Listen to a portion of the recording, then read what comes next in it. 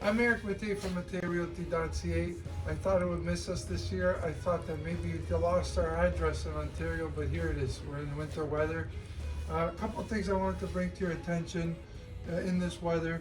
These types of items can break because they get so cold, but fear not, you don't have to go to a local hardware store and pay for a new one, believe it or not. Now, talking about City of Vaughan, in this case, you can contact the city and they'll do an exchange.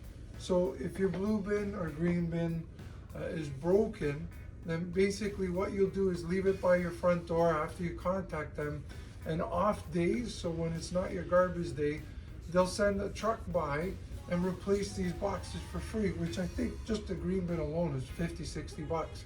So if you do live in City of Vaughan, for that matter any municipality, before you go out and buy something privately, check if the city will exchange it, because it's in their benefit that you have something that's in working order.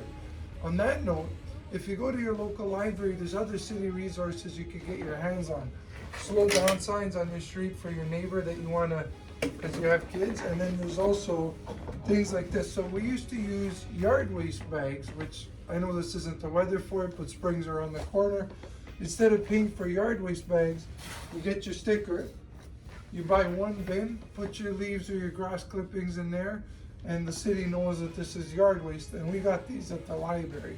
So managing boxes, first contact the city. Usually it's on your waste calendar how to reach them, and you might get a few free boxes or other items. I'm Eric Mattei from matteirealty.ca, and I'm cold.